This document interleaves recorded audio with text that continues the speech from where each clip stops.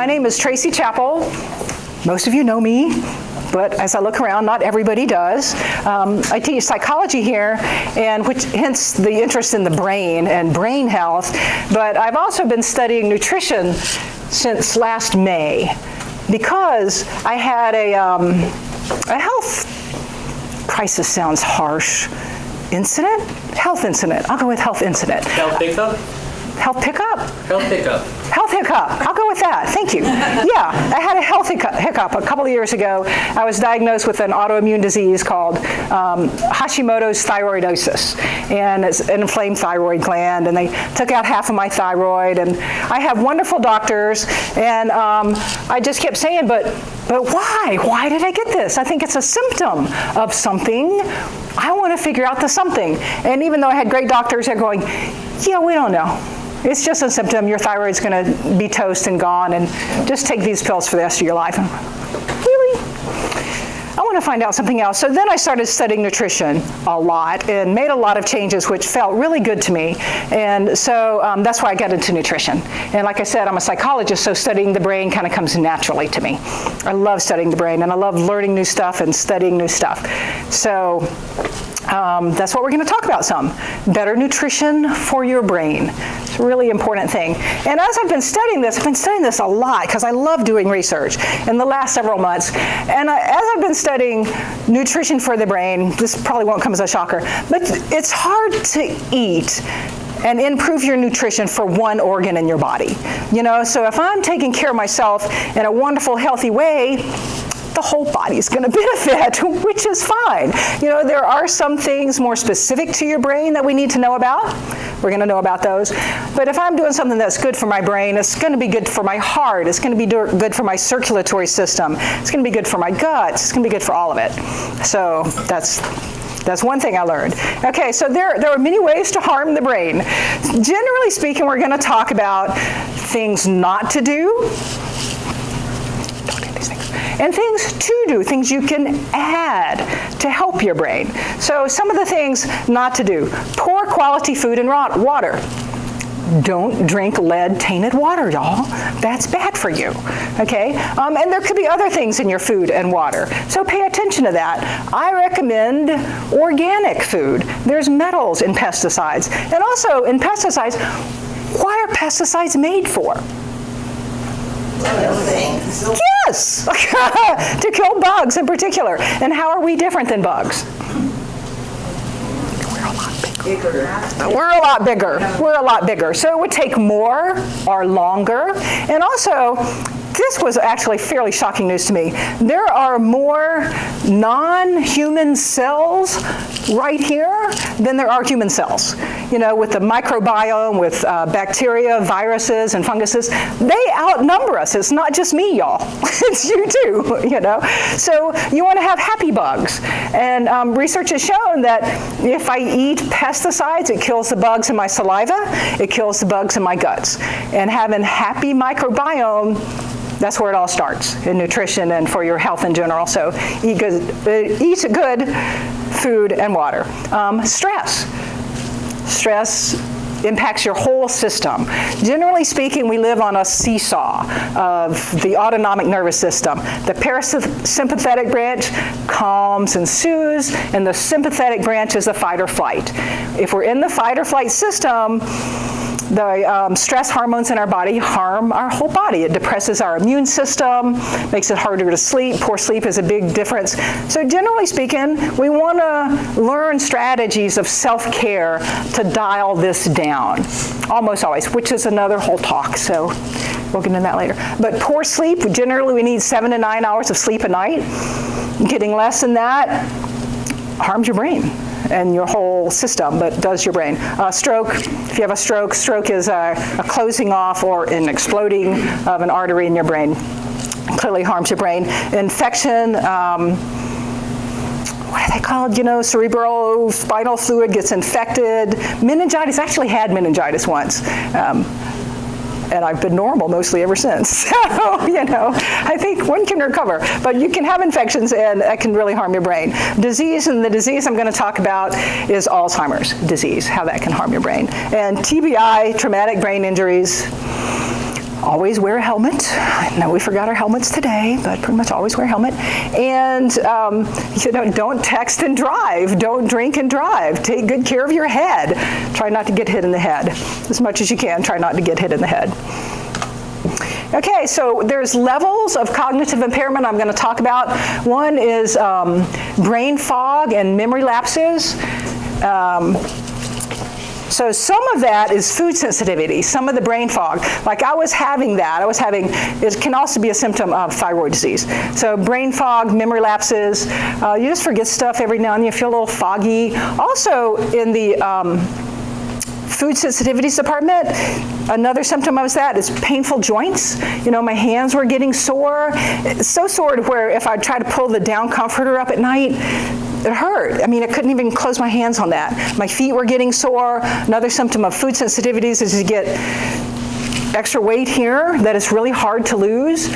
So you can figure out food sensitivities by cutting out really 4 foods, and I cut out 6 for 6 months or more.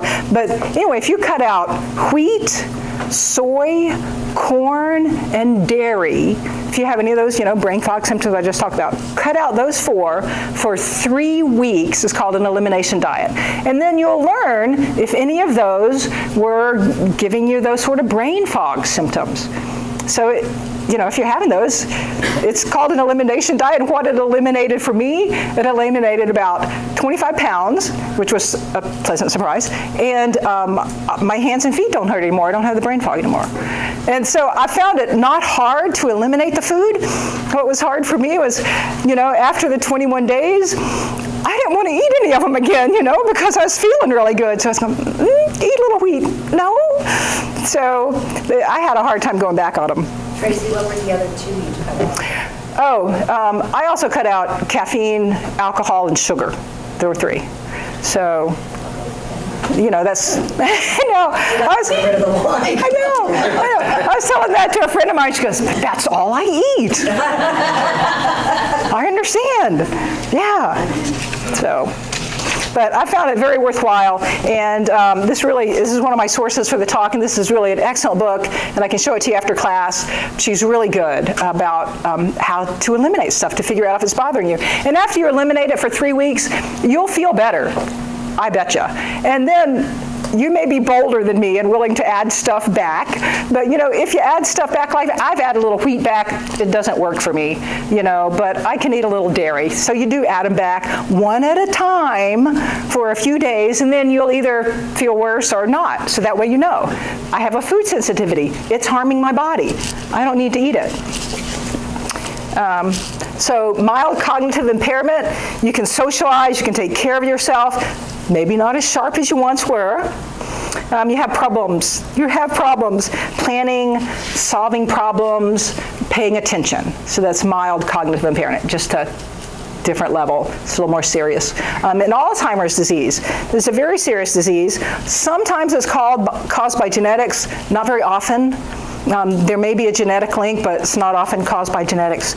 And it has some more serious symptoms. Difficulty learning and remembering new things, poor reasoning, judgment, and problem solving, poor visual spatial abilities. You may know somebody with Alzheimer's. My poor grandma, she got lost coming home at one point, and it was just so sad. It was a very familiar route for her to get home, and it was so distressing for her to get lost coming home. Another thing in Alzheimer's, losing language skills. You may know this feeling too, like, what was that word I was just looking for? My mom does this all the time. She just can't find the right word, and personality changes. People can get irritable, angry, no fun to hang out with at all when they have Alzheimer's disease. My Aunt Frances, though, when she had Alzheimer's disease, she had all of these. She'd walk into the room and not really know why she was there, but she was always really nice, She just got really nice. So that's hard to argue with. We just took care of her. She was sweet to take care of. It wasn't a problem. So I want to look at some foods here. I got this out of one of the snack machines in the school. It was the healthiest one I could find in the snack machine. And I brought this. This is a organic Honeycrisp apple. These things rock. They are so good. I know. This one has about 100 calories. This one has 290 calories. And it's not really the number so much as what they do for you. This one also is full of phytochemicals. That means plant nutrients, plant chemicals. So it has some sugar. My brain weighs 2% of my body weight and use 20% of my sugar, of my energy. This little thing's cranking around all the time. So feed it well, okay? It has lots of antioxidants in it. It has lots of fiber in it. Good food. I'll put it over here if anybody really wants it. Okay. Cheez-Its, and I was reading the label after I bought it. You know, it's not terrible. The main ingredient is white flour, which will turn into sugar as soon as you eat it in your bloodstream. And not the kind of sugar that's bound up in fiber and phytonutrients kind of sugar, the kind of sugar you really don't want a lot of. And wheat, which I can't eat wheat. It doesn't have any trans fats, which is really good, because trans fats are bad for you. So if you pick up anything that says trans fats, which you probably won't say, it'll probably say partially hydrogenated something oil. Stay away from that stuff. You don't want to eat it. So this I consider faux food. You know, avoid faux food. Eat real food. Much better for you. Red, Tracy. I know. It has color, just the same as my apple, and the colorful veggies. So avoid faux food. So inside the brain, what's going on inside the brain? I'm talking about many things, but deposits is called beta amyloid protein. It deposits in the synapses between the cells. And that's one of the main contributors to Alzheimer's disease, is that it lays down those little plaque things. And plaque just means unwanted substance, you know, so it lays down those little unwanted substances in the synapses between your neurons, between your brain cells. And there's like a tipping point where we all have some. Well, some of y'all are really young, you may not have many yet. They start laying down when you're 40. So some of us in the room are over 40, and they've been laying down for a while between our synapses. Okay, so they get blocked up in there, and there seems to be something called like a tipping point. You know, you're kind of going along okay, your body's laying down these beta amyloid proteins, you're getting some little plaques in there. It may not be a big deal until a certain point, which it may be a big deal. Also, there's microtubules, they call, inside the neurons, inside your nerve cells. Both of those things together cause Alzheimer's disease. You could also get vascular dementia, which is a narrowing of the blood vessels, could be caused by what most refer to as bad fats. So your vascular health involves your heart and certainly your brain. So we don't want to narrow down the blood vessels in your brain. Stroke is a full blockage or a rupture of a blood vessel in the brain, which kills brain tissue. And also, brain shrinkage with age also starts probably around age 40. And it's referred to as normal brain shrinkage. And I'm going, that's not normal. I want that to be normal. And we get normal brain shrinkage unless you do enough aerobic exercise. And so I think it's abnormal brain shrinkage because you're not getting your aerobic exercise. And so aerobic exercise is one of the few things that's been shown to stop normal brain shrinkage. So you don't want your brain to shrink. I'll talk a little bit more about exercise in a while. Some ways food affects the brains. Metals are one of the things found in the beta amyloid plaques, and they produce free radicals, which is a sort of loner oxygen atom that runs off into the world and harms healthy cells. And where do we get metals in our brain? They're in the amyloid plaques. Pipes, lead in pipes. You could also have copper pipes. Copper can be in there. Cookware. I love my iron cookware, but it can possibly put too much iron in your food. We need iron in our diet up to a certain point, and too much iron is getting deposited in our brain, so we need to watch out for that. So I don't need to cook with my iron skillets every day. Water, again, you want good water. Meat can have too much iron in it. You also can get iron from green things, but it's a different kind of iron. The iron from vegetables is called non-heme iron, and your body processes it better and it gets rid of it better. And if it doesn't need it, it just gets rid of it. And with heme iron that is in the red meat, the body has a much harder time getting rid of it. So it's actually easy to put too much iron in your system by eating too much red meat. Something to watch out for. Amalgam fillings. I don't even want to show you the inside of my mouth. Pesticides often have metals in them, which if you eat swordfish, tuna, processed foods, that's where some metals come from. So those are things you probably want to avoid. Trans fats, a lot of in processed foods have trans fats. I checked those, do not. Saturated fats also tend to clog up your arteries all over your body. Animal-based foods, they may narrow and block blood vessels. So you can choose how much animal-based foods you want in your diet. They may be harmful and all. Omega-3 fats are in vegetables, flax seeds, nuts, pumpkin and sunflower seeds, fruits, grains, and some salmon and sardines. And these are helpful to cell walls. Every cell wall in your body is made up of 2 layers of protein with fat in between. And so if it's considered the bad fat, it gets in there and it's considered sludgy. That sounds bad. You don't want sludgy in your body. And the omega-3 fats is slicker. So your cells function better with the healthier fats. So you need fats, stick with the healthier kind. It is recommended to build a vitamin shield. That helps. What antioxidants do is they get rid of those free radicals. And so the more you eat of these kind of foods, it gives you the antioxidants. It's full of healthful things that protects your brain from those free radicals. And so these are some, they neutralize them. It's better to get vitamins from food. You can also supplement with certain vitamins if you need to. Food's usually the best way to go at first.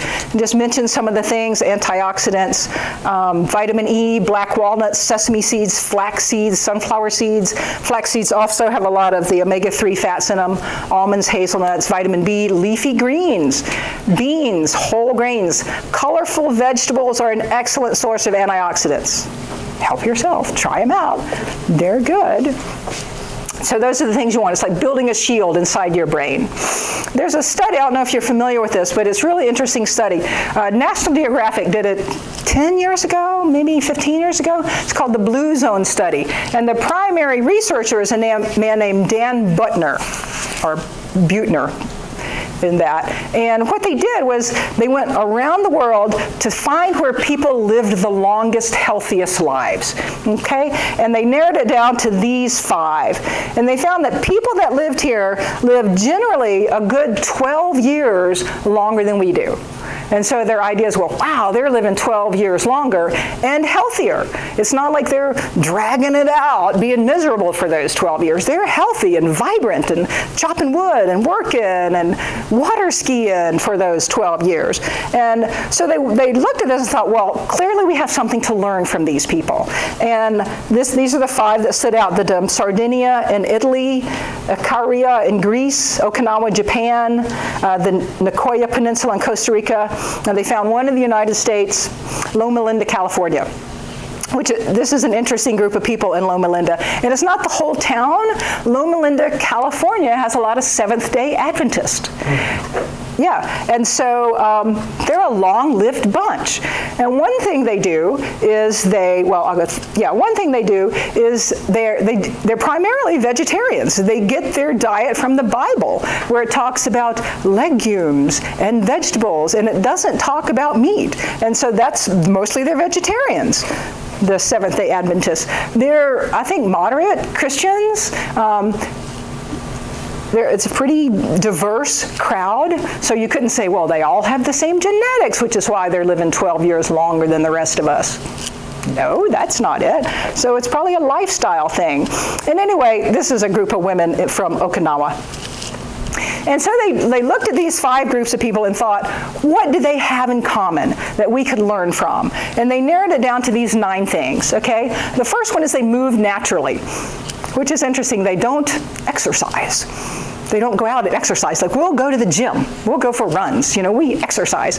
But they move naturally. Like every 20 minutes, their lifestyle kind of bumps them into action. They walk up and down stairs. They walk to town. They garden. They're shepherds. They're farmers. So they're moving all the time naturally. If they make a cake, they're making a cake. They don't have all the things we do to make our lives easier. And so they move naturally, like all the time. So if we have desk jobs, it's a really good idea to just stand up, stretch, move every 20 minutes. If I need to send something downhill to one of my friends, it's better if I walk it down, instead of get Richard to walk it down. He'd be glad to, okay? Right outlook. This is interesting too. Right outlook, they know their purpose in life. In Japan, it's called ikigai. They wake up in the morning knowing what they're going to do. It's like they know their mission in life. They have meaning, which is a really big part of it. And their meaning could be, I want to fish for my family. I want to take care of my grandchildren. I have this particular job I want to keep doing. Okay? They downshift. They know how to downshift. Like the Seventh-day Adventists, they're pretty strict about, I think it's Saturday when they celebrate their Sabbath, but they take that day off, and they'll go for nature hikes with their family and things like that. So they downshift. They have chill out time. They eat wisely. It's called the 80% rule. They eat till they're 80% full. They don't overeat, and they have ways of not doing that, because it takes about 20 minutes for the information from your guts to get to your brain to say, you're full, stop doing that. Okay, so go for the 80% rule. Plant slat, they have plant-based diets. They may eat some meat, but it's not a whole lot. It's not their main diet. Like in the Western diet, for most of us, it's a big plate of meat and then, little sides here and there. That's how we grew up. That's how I grew up. And you all probably did too. That's normal.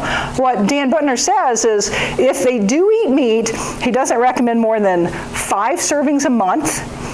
I know, that's a lot. I mean, that's not much for most of us, That's a big change. And a serving is the size of your palm. That's the serving of meat. So that's what they recommend. They do drink wine, so you can drink wine. Or they have some alcohol, but not a lot. And they belong. They have a sense of belonging. Family first, very close family ties. They live in families, multi-generational homes, where grandma and the children and the grandchildren, they're all in the same home. They have a strong sense of belonging to their families, to their communities. And right tribe means who your friends are. Turns out, if you have, if the main people you hang out with you are healthy people, they like to hike for fun or go bicycling or something like that, as opposed to get hammered every Friday night, it's going to rub off on you. Be in the right tribe. Choose people that help make you healthier. So some of the info from him. I know I'm going kind of fast. Any questions? Anybody? You can just raise your hand or speak out at any time. Okay, so I do have a handout. I'm studying nutrition at this school. It's called the Integrative Nutrition School, which I just love. And so I made a copy of their plate, to give you some ideas of how to eat. And Integrative Nutrition plate, they have fruits, vegetables, whole grains, and protein. And they don't tell you what the protein is. I mean, it could be legumes. If you choose to be a vegetarian or a vegan, it could be legumes. It could be meat. But, according to the blue zones, you don't want to eat that every day. And around the side of the plate, I like this a lot, they call it primary foods, like spirituality. That's also something that is in all the blue zone people. They have a sense of spirituality. It could be ancestor veneration, the Seventh-day Adventists or Christians. Relationships, families, friends, those are important. It's primary food. You've probably heard the term comfort food. Yeah? What do we eat when we want comfort food? What does anybody eat? Yeah, it's probably not broccoli. I'm feeling a little down. Could you steam me some broccoli, honey? those words have probably never been uttered, So, but notice it. Next time you're thinking, you're craving a little comfort food, do you really need to connect with a friend? Do you need a hug? There is other kinds of comfort that doesn't involve junk food and physical activity.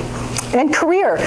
This is interesting. The second year in your, I don't know how to say this, so I'll just do my best and y'all will get it. Okay, the first year in your life is the most likely to die because of infant mortality, okay? The second year that you're most likely to die is the year you retire. So, because you may not have that meaning anymore. So what you do in the world, if it has meaning to you, keep doing it, you know? And this is a quote from Michael Pullen. He's a researcher. He's a food researcher, wrote The Omnivore's Diet, lots of other books on food. And I love this quote for him because it just makes it real darn easy. Eat real food, mostly vegetables, not too much. So that's, I can remember that. I can remember that. Even if I get brain fog, I can remember that. So that's just the picture of the plate. Wanted y'all to have that. Okay, strengthen your brain. So that's something on food. If you choose to be, okay, so to eat plants, good. If you choose to be a vegetarian, you probably need to be smart about it, and you probably need to supplement with B12. Everything else you can get from vegetables, you might need to supplement with B12. If you choose to eat meat, maybe not too much of it, and be aware that there may be some saturated fat issues. So just think about that. You know, choose the best diet for you, okay? We're all different, huh? Does the vegetarian part go for vegans too? Yes, yeah. Actually, even especially vegans. You just probably ought to supplement with B12. It's easy. You won't get it from vegetables. I supplement with B12, yeah. So that's, you know, those are some food guidelines. I also have another handout. Like I mentioned, I am a real fan of eating organic food as much as you can. This is the 12 most contaminated. They're called the Dirty Dozen. Try not to eat those unless you can find them organic. And these are the least contaminated. So organic food costs more. It does. My apple, I bet this thing, well, this cost $1.25 out of the machine. These are like $4 a pound, you know, so it costs a lot more. But, you know, really, I'd rather pay the farmer now than the doctor later. So does it cost more? Don't know. Okay, so other things to strengthen your brain are really important. Education. Get a good education. Y'all are probably, most of y'all are dialed into that one already. I'd say you're in the right location. Other things that help your brain, be bilingual or trilingual. Learning more than one language helps, you know. Play brain games like Lumosity, board games, cards, etc. Anything that stimulates your brain grows more brain cells and also grows connections between your brain cells. Makes a richer neural network. Learn something new. Learn new stuff. Exercises your brain. Learn something new, fun that you enjoy every day. Have a hobby that makes you learn something new. Create learning something new. All these create backup neurons and more neural connections. There's an interesting study on nuns that I really liked. They took 678 nuns. It was really interesting, and I think this is still an ongoing study. And they looked at them, and these were like they were nuns. They had the same lifestyle. So you can't say your lifestyle is very different. They ate the same food. They didn't have sex. They were nuns, you know? And anyway, after they died, they dissected their brains. And, you know, some of them had those amyloid processes, the plaques in their brain. Actually, most of them had that. But some of them lived 12 years longer, more like those Seventh-day Adventists and the Okinawans. They lived 12 years longer. And they had the same diet, though, so this is pretty interesting. And some of them died younger and had Alzheimer's and things like that. They all had plaques in their brains. So one theory is that the nuns that lived longer and showed absolutely no symptoms had strengthened all these. You know, they had richer neural networks. So you can strengthen it even if you have some of the plaques. You know, you've increased your brain muscle, you know, so it can overcome a lot. Another thing in that study that I found was interesting was it was the happier nuns that lived longer. Yeah, and the nuns that were more involved with it that were also the ones that lived longer. So there's a lot to that. I could suggest a class for that. It's called positive psychology, just in case anyone's interested. Okay. Physical exercise decreases your chances by 40% of developing any kind of dementia. 40%. Slows or halts brain shrinkage. Exercise and diet cut it by 60%. Do all three kinds of exercises. Aerobic, get your heart rate up, resistance, flexibility. Okay, as far as exercise goes, some people just love it and want to do it all the time, and some people not so much, okay? So these are some things that help. Make it social. Go for a walk with a good friend. It's social that way. It's more fun that way. You can borrow my dogs if you want. They're fun. They love to walk. They're really excited about it. Schedule it. My dogs have a schedule at 4:30 every day, and keep it regular every day, so exercise. And it doesn't have to start as a big deal. You can say, okay, I'm going to walk for 5 minutes. That'll do a lot for you. Work up to 30 minutes 3 times a week. Protect your brain, love your brain. Other things? Now we're on an exercise bike a day. Awesome. If you can get up to every day, that's great. That's really great. Sleep, hugely important. A couple things. Sleep consolidates memories. It like puts things in a filing system. So if you're not getting sleep, you're not laying down the memories. Your brain processes emotion during sleep. Anybody ever wake up when they're having like some sort of intense dream? Yes. So it's helpful that your brain processes those emotions when you're sleeping. Most dreams are not dull. You know, most dreams are fairly emotional. Let those get processed. Also, the brain clears amyloid beta during your sleep. It clears them. One night of being sleep deprived, your blood has measurably more of those plaque-forming things. One night. We need 7 to 9 hours a night. Be kind to yourself. Sleep well. It's really important. I already said that. Things that may make it hard to sleep. Caffeine.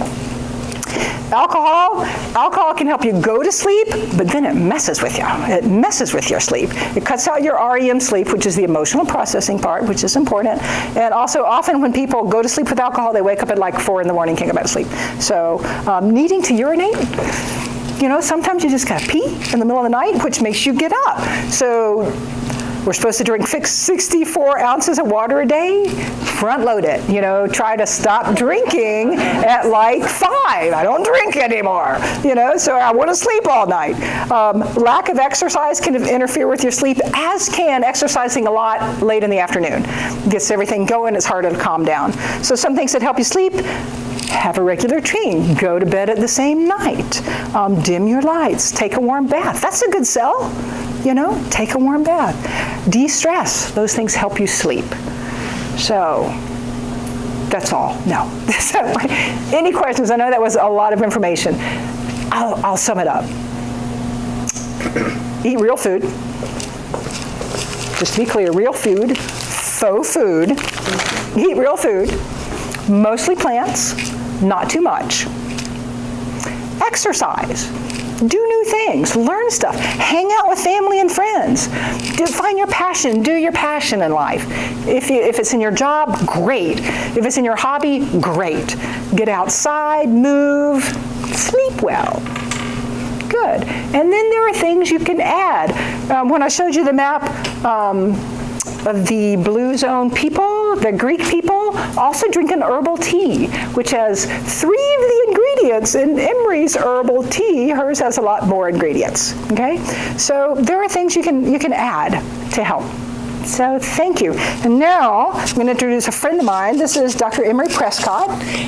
And she makes a wonderful herbal tea. She's a fine herbalist, and I think you are blessed. Here you go. Here's your little speaker thing. If you know a good herbalist, because herbs are like taking the good things in food and even condensing them more. So I'm not an herbalist, but I know one. Which is this one. Thank you. Yeah. Would you like to give them a chance to maybe come up and grab a plate while we switch? Yeah, it's going to take us a little while to switch stuff here. And we're just going to tell you about the research, which is fun. Since this is a TOPS, Teaching Your Peers presentation, I thought, well, then I'll tell all about Emory's tea. But it's so cool when you can have the real person come tell about their own research. She got her PhD from Western. She lives here, y'all, so it was easy to get her to come. Okay. Installation successful. Okay. What did we install? I don't know. So I'm closing out me. Now we gotta find you. Feel free to help. I would call Orrin. Yeah, I can project mine. And then they Is the flash drive still in? Yeah. So if we go to, can we go to like the See, very good. I just ejected mine. And so, yeah. let's go down here to the computer and go to the, It's new. Windows is new. oh, And it's a bit of a pain in the butt. so we don't have our jump drive? But I just found it in my last class. It took me a while because it wasn't where I thought. Do you want to help us find the jump drive, Orrin? It's here, but I may have just found it. yeah, Lexar. Thank you. Right now? No. Is that it? Yes. All right.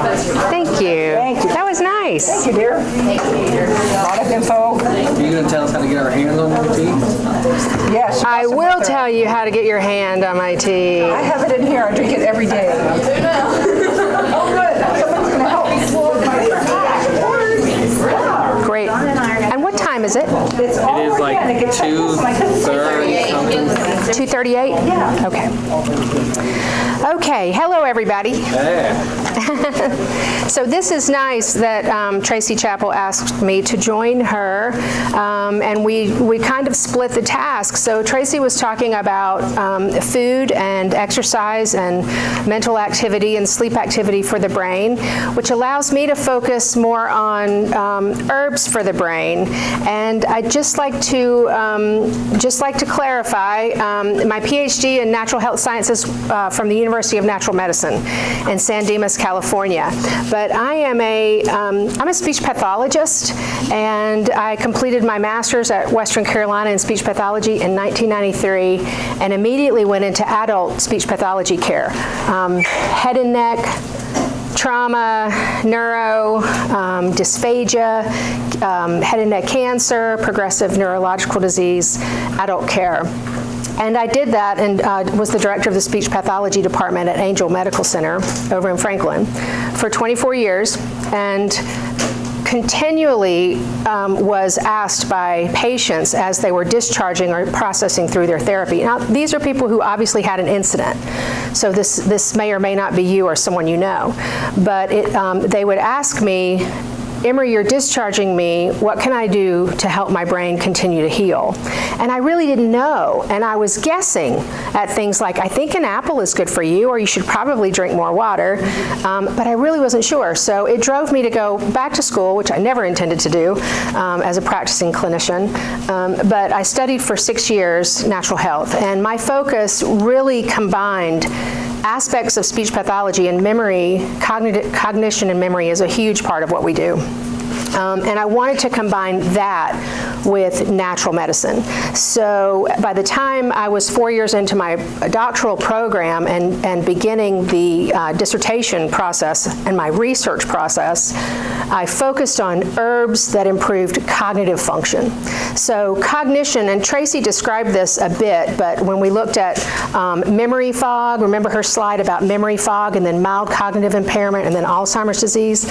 So I looked at cognition is cognition is those things that allow you to think. They're like thinking skills. So your ability to organize thoughts, executive function, attention, being able to fine-tune your attention or maintain attention.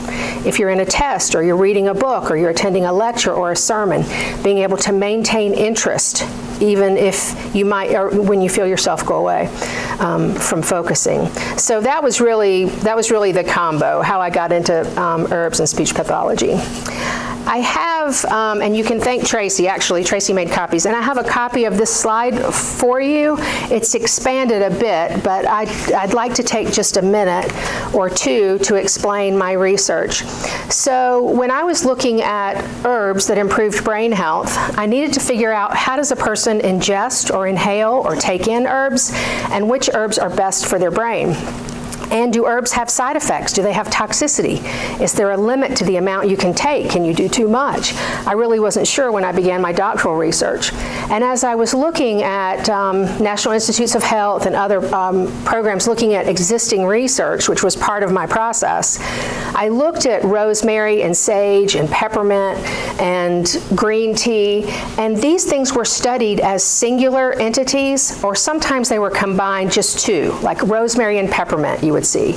But nobody had put them together into this comprehensive blend. So in my research, we broke barriers, and basically I studied these 9 herbs. And so if you're looking at the slide, across the top, you can see periwinkle, rosemary, sage, gotu kola, ginkgo, green tea, peppermint, lemon. You've probably heard of some of these plants or some of these essential oils. Down the left side are something called herbal properties.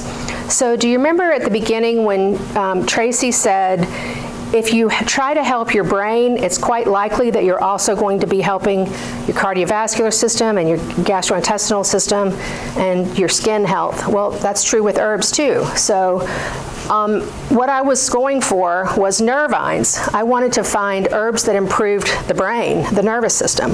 But what I ended up finding out was many of these were also antibacterial, pain relieving. They helped us adapt to stress.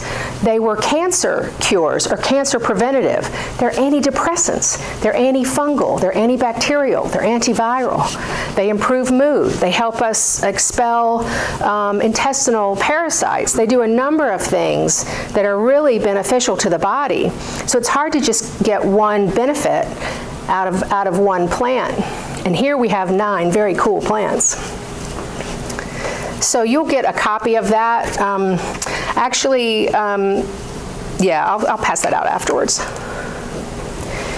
So again, just to expand on my doctoral research, what I did then was I took those herbs and instead of just going by the herbs and which aspect of cognitive function or body health they helped, I looked at aspects of cognition, like attention and memory and learning and executive function and the ability to concentrate, and which herbs specifically targeted those aspects of cognition.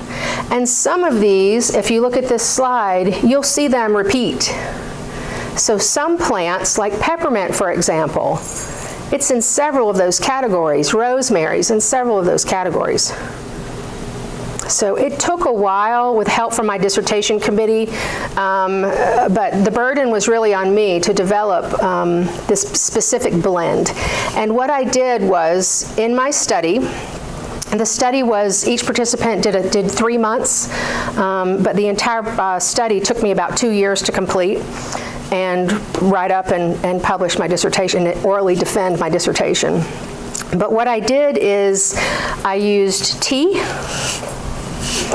and I have some samples in the back too. We'll be able to smell and try later.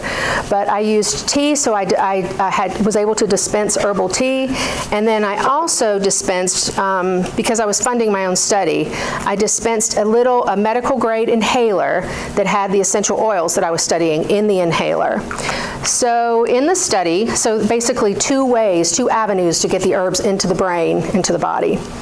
I baseline tested all of my participants. They were between the ages of 45 and 89. I baseline tested them using standardized cognitive assessment called the R-bands, repeatable battery for neuropsychological assessment. As a speech pathologist, I'm trained to administer that standardized test. So we have a baseline cognitive assessment. Then for 3 months, each participant was asked to drink 1 cup of tea a day and use the inhaler before an activity that required attention, like studying for a test, or driving through Atlanta, or attending a church service, or reading a novel, or working that Sunday morning crossword puzzle. Inhale. And the way we did this, the 1 cup of tea, because it has a tiny amount of caffeine, was asked to be consumed between the time you woke up and 1 or 2 o'clock in the afternoon. And then I'll just demonstrate so that when you get back to the table, you can try this too. So you don't put this in your nose, but slower is better. Slow, deep breaths through one nostril and then recap through the other nostril, and then recap. What happens when someone inhales essential oils like that is within 4 to 7 seconds, this, being natural, passes through the blood-brain barrier in just a few seconds, and the effect lasts for about 45 minutes. You have this enhanced attention, awareness, focus, concentration, executive function, improved ability to learn. The tea is more of a long-term, something that basically improves your ability to reduce stress, inflammation, infection. It's also a nervine and it's a tonic. So something that just, you're going to be better. You're going to be healthier and stronger from drinking a cup of herbal tea each day. Does that make sense so far? Okay, so that's a lot of variables already for doctoral research, but it was so incredible. The effects were so remarkable, and on average, people at the end of the 3 months, I tested them again using the same test but a different version, thus the repeatable battery, so the test couldn't be memorized. And the average improvement in these people between the ages of 45 and 89 in cognition was 22%. It's just unheard of, by drinking herbal tea and smelling the right essential oils. So it was so cool, and it was so impressive that I was a professor at Western Carolina University. I left my job there, and I started my own little tea company here in Silva. And I'm really excited about that. I've been doing that now for just a couple of years. So what is an herb? An herb is any plant or plant part that's used for its culinary or aromatic or medicinal purposes. So rosemary is definitely an herb. Peppermint is an herb. Is a tomato an herb? Absolutely, yeah, plants.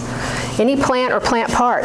Some things would be roots, some would be vegetables, some might be leaves of the plant, as in peppermint or catnip or rosemary. Some might be the flowers, like passion flower, lavender, any plant or plant part. An essential oil, does anybody here use essential oils? Yeah? Okay, quite a number of you. Mostly for relaxation. Do you use them because you like the smell, or use them with a purpose? Both? Are your purposes related to stimulating or more relaxing? Depends on when you're asking me. Okay. I would say relaxing. Just what got me started. And that's pretty typical, and that's how I got started. When I first was learning about essential oils on my own, I was thinking, I want to relax, so I'm going to use lavender and calming things, chamomile, things that help me sleep and things that help me relax. The concept of using essential oils to stimulate, as nervines to stimulate, was fairly new to me when I began my doctoral research. But we typically will take an herb, or that, a part of a plant, and steam distill it and extract the essential oil. So, herbs, the easiest way to ingest an herb is either to eat it or to drink it. You can eat it fresh out of your garden. You can go out and pick some basil or pick a tomato and eat it in its natural state. You can dehydrate it, and if you dehydrate it, you could then use it as a culinary herb or spice, like I've done here with the Magic Stone Spice Blend. And then you don't need to use as much. Use about 1/3 the amount of a dried herb as you do to a fresh herb. Or you can infuse it, you can rehydrate it and drink that plant water as a tea. The easiest way to, there's 3 ways to get essential oils into your body. You can smell them utilizing the olfactory system, or you can eat them using the gastrointestinal system, or drink them, or you can topically apply them. So when you topically apply an essential oil, you have to dilute it. Typically, the norm is 3% essential oil to 97% carrier oil, or 3% essential oil to 97% water, or 3% essential oil to 97% witch hazel, depending on what kind of product you're making. But you would never want to put 100% of essential oils directly on your skin. They're powerful. 1 drop of peppermint essential oil is equivalent to 50 cups of peppermint tea. So essential oils are really, really concentrated. Just giving you some ideas of ways you can get these into your body. Okay. So I live on the Balsam Plats, which is just over Silva at close to 3,500 feet. And as an herbalist, I created, and this design came to me in dream time, my herb garden is in the shape of a Celtic cross, which I love because it's balanced and I think it empowers the plants. And there are cardinal points, north, south, east, and west, which I feel represent earth, air, fire, and water, and everything spiritual. And in this circular garden, a lot of these herbs will grow. Here in Western North Carolina, it's easy to grow rosemary, peppermint, sage, ginkgo. Not so easy to grow green tea, which is Camellia sinensis. Grows well south of here in Charleston or Savannah, but not so well here. Gotu kola doesn't grow well here, but several of the herbs do. Does anybody have a garden at home? Okay, about a third of you. And do you have some of these medicinal herbs in your garden? Great. So when I developed this tea and had such success with it and was beginning to make a company, several people, friends and professionals, and even a member of my dissertation committee said, don't disclose it, patent it, and just put on your label proprietary blend so you don't have to tell people what's in it. But I'm 55 years old, I've already had a successful career, and I wanted to instead share it. So I would say to each of you, and in the sample packs that you'll get a sample of the tea and the essential oil, and I want each of you to have that, but also in your sample pack, can you see the tall sign I have back here? It says Magic Stone Herbals with the same picture of the garden.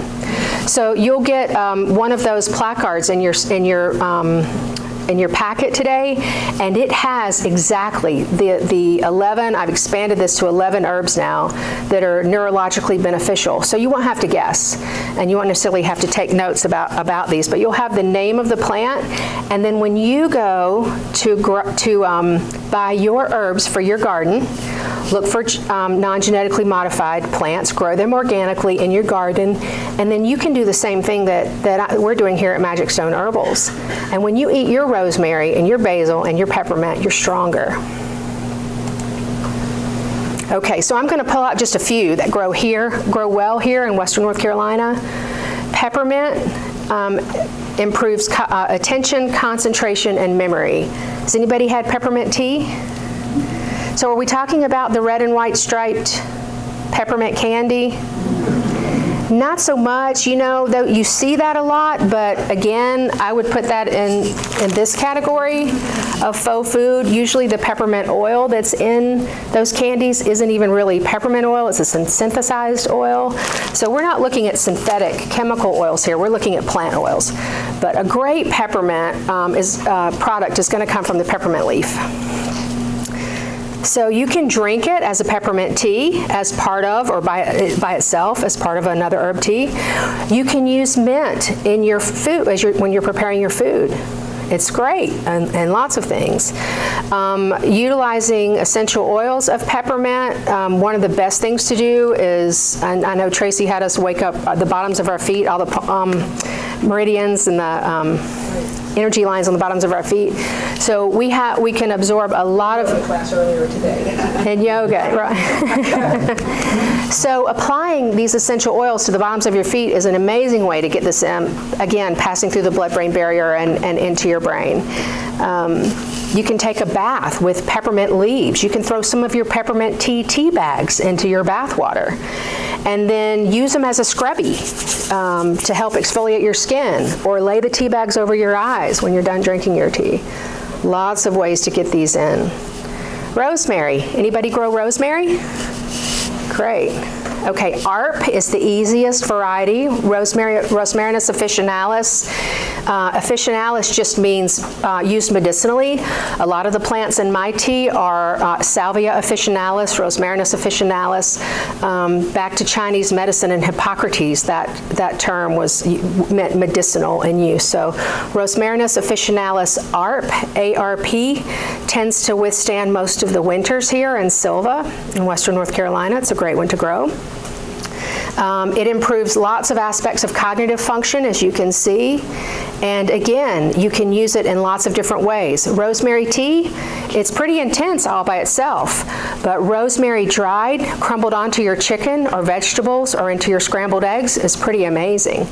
And you can also, if you skewer vegetables or meat on the grill, use the rosemary stalks as skewers, because rosemary is anti-carcinogen.